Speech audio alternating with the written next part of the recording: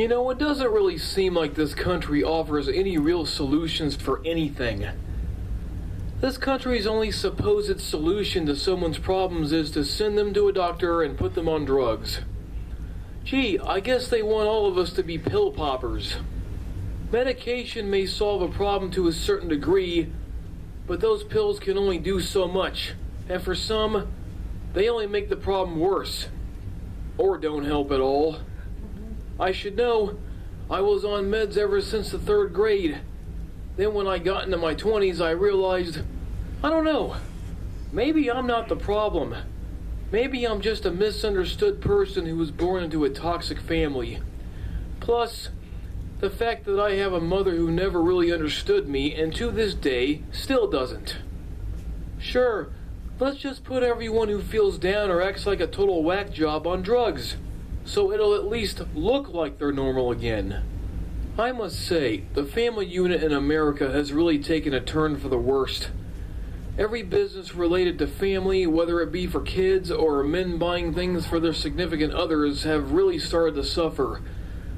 It wasn't too many years ago that store David's Bridal filed for bankruptcy. Well, the target customers for a business like that are people that are preparing for marriage. But when you live in a culture like this one where the marriage rates are plummeting and fewer people are doing it anymore, businesses like that suffer. And look at businesses aimed at kids. Toys R Us, for example.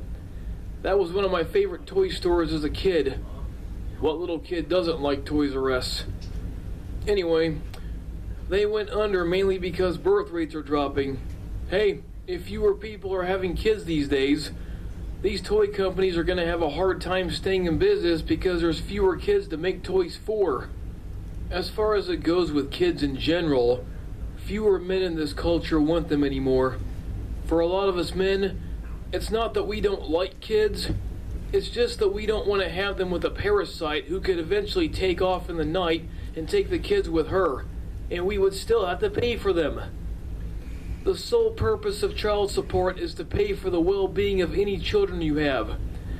But most women in this culture, if you think for 1 second that every dollar of that money goes towards those children, you're dead wrong.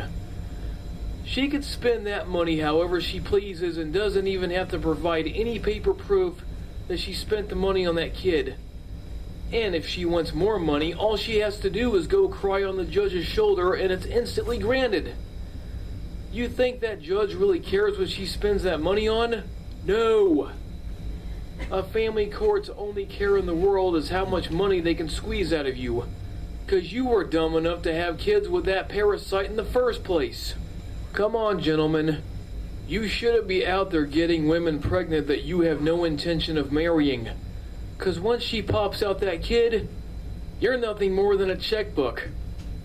If a woman keeps pressuring you into marrying her, you might want to send her back to the streets, because women who are in a rush to get married typically don't make good wives. If a woman's marriage material, she's not going to rush into a lifelong commitment, but instead focus on getting her own life together.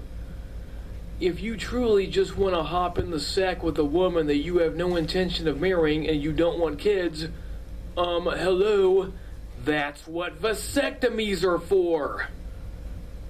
Unfortunately, there's too many guys out there who just don't have enough common sense to get one of those. Because there's too many out there who think with their little head and not their big one. As for having to pay for a child you're not allowed access to, how would you like it if your car got repoed, yet you still have to pay on it even though you'll probably never see it again? Not a good deal if you ask me. By the way, I cannot swallow how anyone could look at Biden and tell me that he won fair and square, when in fact he did not. I strongly believe that he got together with someone in China and they unleashed Control 19. If it wasn't for that virus, he wouldn't have been able to steal the election. And has it occurred to anyone that nobody voted by mail until Biden showed up? Of course people were voting by mail. They spent a whole year spreading so much fear about this virus that people were too scared to go to the polls. But look what happened to the ballots that voted Trump.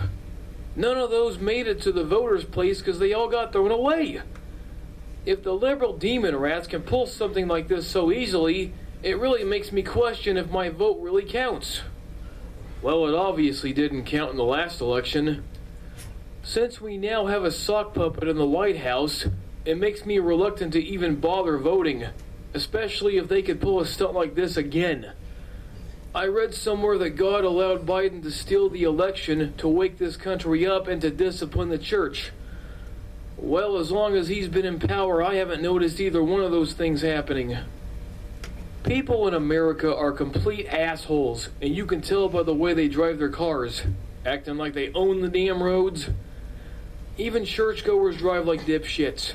Speaking of churches, not only do I not go anymore, but I really don't know what good they're doing in this day and age or why we keep building more of them. They're not changing anyone, and they're nothing short of in-crowd social clubs.